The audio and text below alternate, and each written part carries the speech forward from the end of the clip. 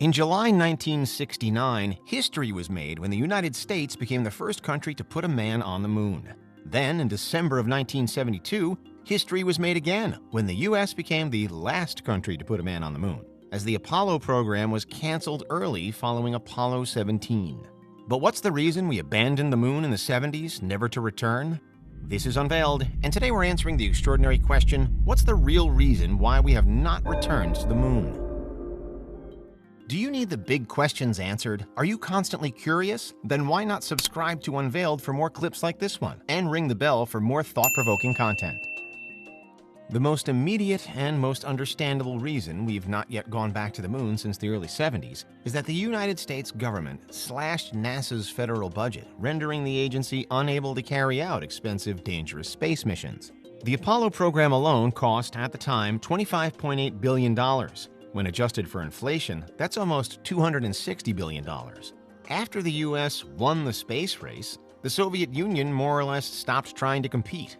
Despite an early lead, putting the first satellite in space, the first man in space, and sending probes to the far side of the moon and even Venus. By the late 1960s, the Soviet space program's visionary engineer, Sergei Korolev, had died. Without Korolev to push for the space program, the Soviet government would also cut funding. And without the motivator of the Cold War competition, the U.S. didn't see the point in continuing to go to the moon. After all, at the time, there was no way to get any return investment from it. In a lot of ways, the journey to the moon was seen as a money pit, despite the public's support for space exploration. But in 2017, the U.S. announced its intention to return to the moon. This time, the aim will be to put the first woman up there. However, that doesn't guarantee that the program will necessarily make its proposed lunar flights in the mid-2020s. After all, there already was a lunar return project in the 2000s called Constellation. It was canceled by Obama in 2010 for being too expensive. If it hadn't been canceled, we might have already sent people back to the moon, since it was eyeing a 2020 landing date.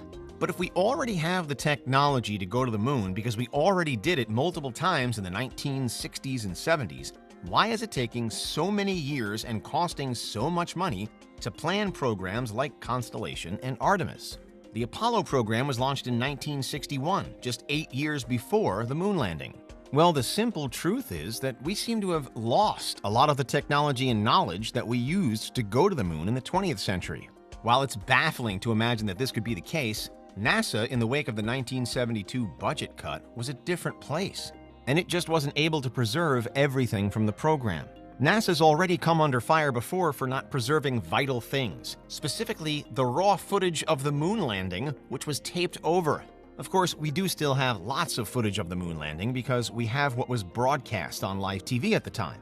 But the footage that was lost is the unprocessed, low frame rate feed that wasn't suitable for broadcast. It's not just those tapes, though. Everything that came together to make the moon landing happen doesn't really exist anymore.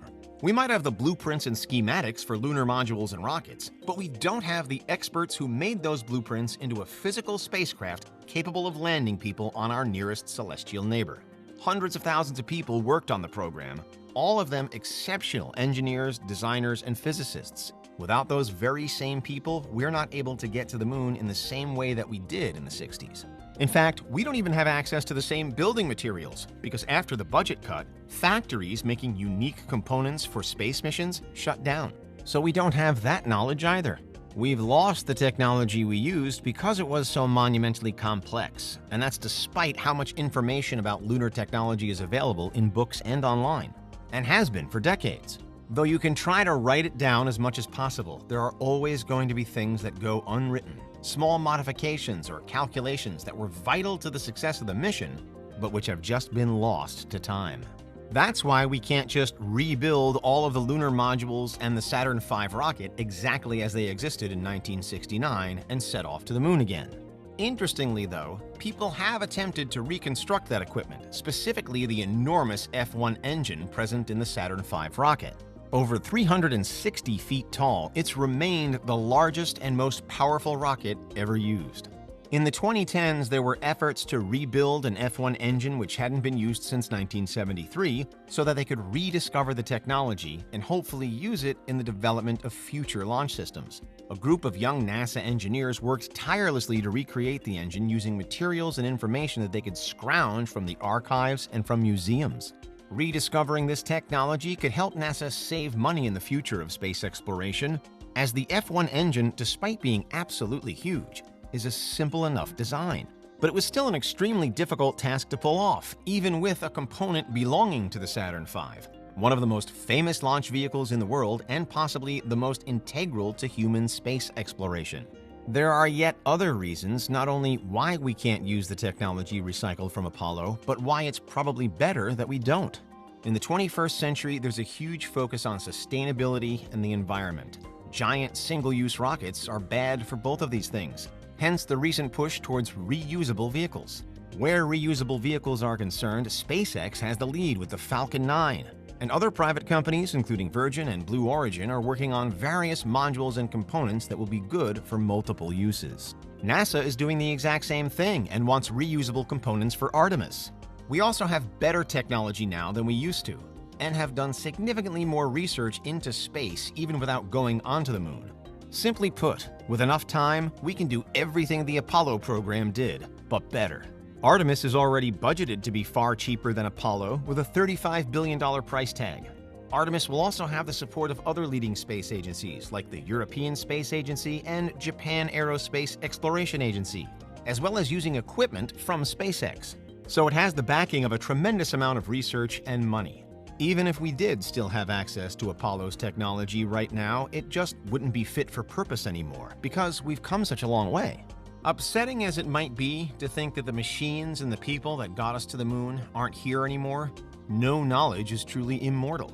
Everything is at risk of being lost in some way, either because it gets destroyed or because it's something deemed to be so simple at the time that it was never written down.